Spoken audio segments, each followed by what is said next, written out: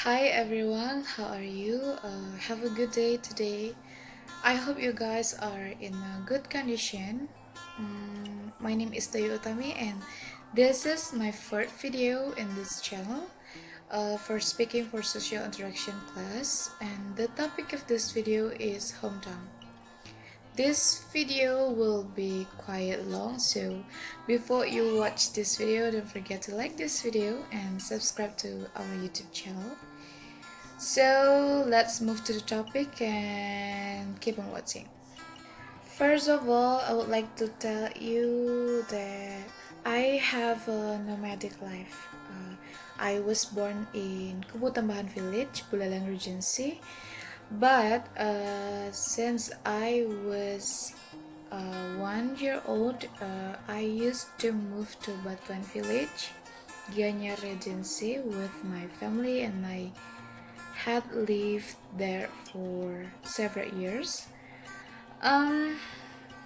When I was on second grade in elementary school, I had to move to my new house in Angantaka village, Badung Regency, with my parents and siblings because the location is closer to my father's office, so that will be easier for him to work. And what a nomadic life. And of course, my hometown is in Kubu Tambahan village, Buleleng Regency. Buleleng Regency is a district in the province of Bali, Indonesia. The capital city is Singaraja.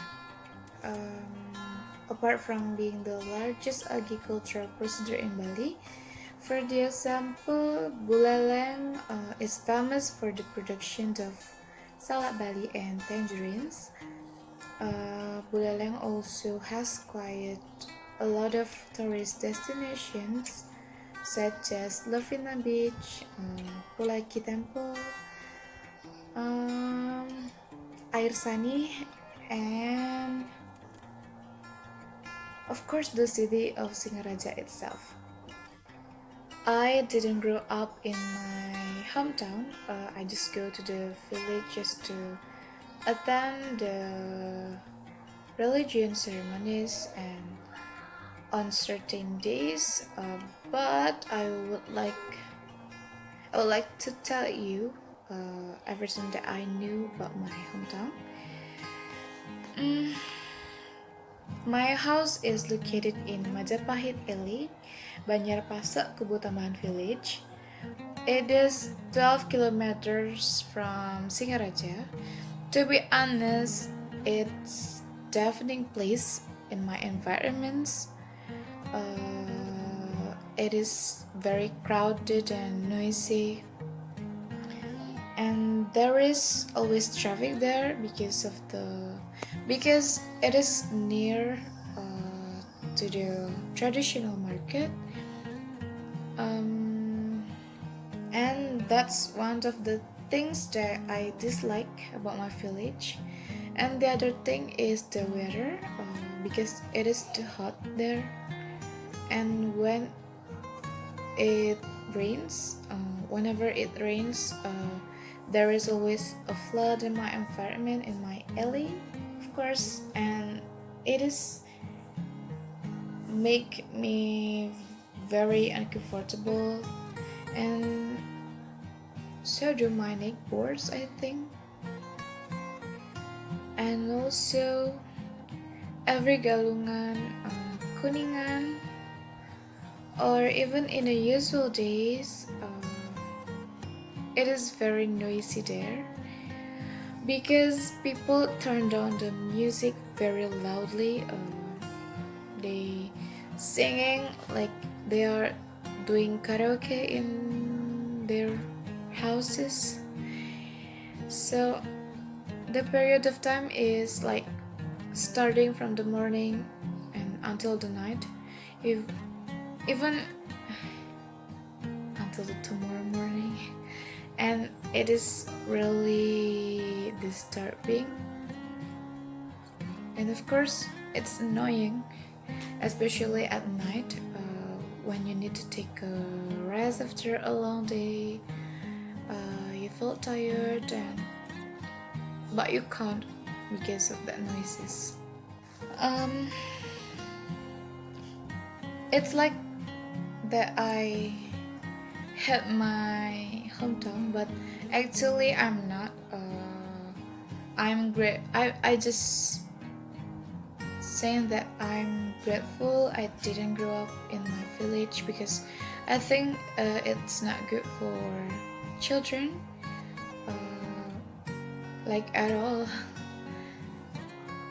Because I need a calm situation for study, and yeah, and what I like about my village is people there are very friendly and we know each other. They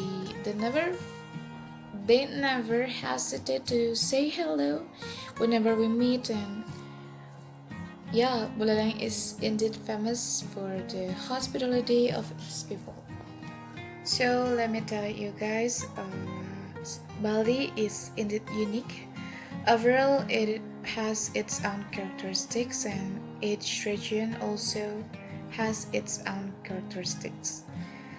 These characteristics are often the matter of pride. What stands out is the distinction between North Bali and South. People in Buleleng, in many ways, always feel different from people from South Bali. They claim to differ not only in matters of garden produce but also in arts and culture. Um, the Buleleng people feel more egalitarian and more democratic. Although they are known to not be able to whisper because they often speak loudly, like fighting people. Um, they feel more intimate with each other. Um, so they often boast that the Bulalan person is more sincere and happy when dealing with new people or new friends. They claim to be more close than their counterparts from South Bali, especially from Gianyar and Badung. Many comments emerged. The Bulalan people exploded in appearance and association. They didn't pay attention to manners or high or low someone's positions. Uh, if the people of South Bali often questions about caste in social manners, the North Balinese actually hate it.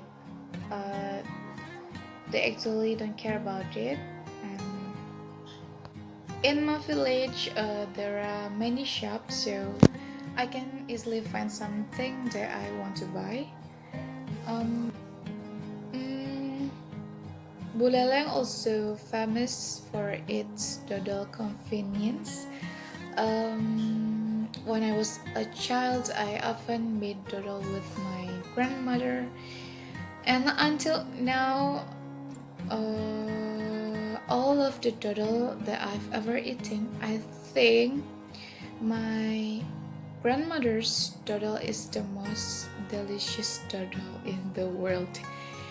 Dodol has many flavors like black sticky rice, green beans, peanuts, and others. And dodol is wrapped in dried corn husk. The other thing that I like about my hometown is it's near to the beach, which is Penyusuan Beach. I go to the beach very often with my cousins, like usually whenever there is nothing to do. I also often go to Air Sani because it is near to my house. We often go to that two places because they are the closer places that we can go. And the next is I would like to tell you guys about the famous temple in my village. It is Madue Karang Temple. This temple, which was built around 19th century, has been very popular among local people and foreigners also, even before World War II. The name of Madue Karang is taken from Balinese language, which means own land.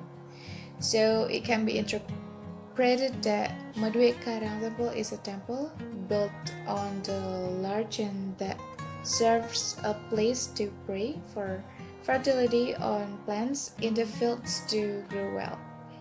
And the location. The location of this temple is located in an area that is dominated by moor and garden. Pura Madue Karang has architectural techniques and a very distinctive layout. The art style, as outlined in each corner of the temple, reflects the artistic characteristics of the people of North Bali. And even the statues or ornaments are different from other temples. Building of Pura Madue Karang, when viewed from a distance, starting from the bottom rock composition to the top of the Padmasana, it it it looks like a pyramid.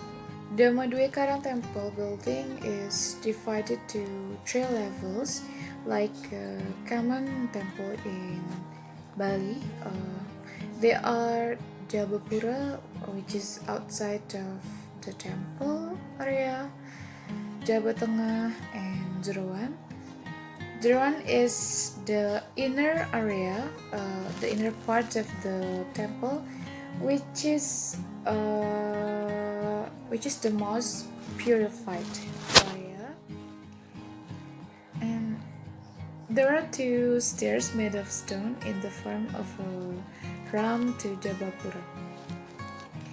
And right in front of it is decorated with statues of Padas rock.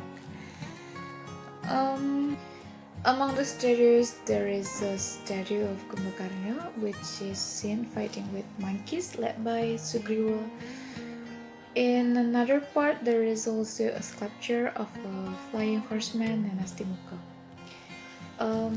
The figure is described exactly as Dewa Ganesha, that is God with 11 faces. There is an interesting carving located on the north wall of Pura Madue Karang.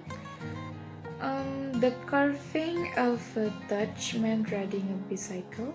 He is a famous Dutch painter, and he is known to travel around Bali riding a bicycle in the 1900s and painting in all the places he had visited. And after experiencing repairs due to an earthquake, the bicycle wheels were replaced with lotus-shaped flowers. Because the Madue Karang Temple is a holy place, every visitor is obligated to maintain politeness by wearing Balinese traditional clothes, or at least wearing fabric which worn down the waist. And the majority of tourists come to this tourist destination are foreign tourists. They are interested in this place because of the uniqueness of the status and the reliefs. And I think that's all.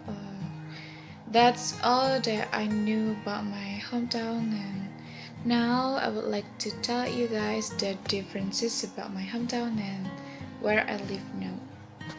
The first thing is we have a different accent. My accent is more like Badung's or Gianyar's accent because I grew up here in Badung, and it is a funny thing for people in my hometown, for my family. They usually imitate me when I talk and laugh at it. They imitate my accent, and so do I. I also find their accent very funny and usually laugh when I heard they talk to each other. And they are very expressive. And the second thing is the environment situations. It is very crowded and noisy in my hometown, but in my house at Angantake village, Badung Regency, the situation is more quiet and calm, and nobody will turns the music loudly here. And of course, it's more comfortable for me to study. And I think that's all about the differences.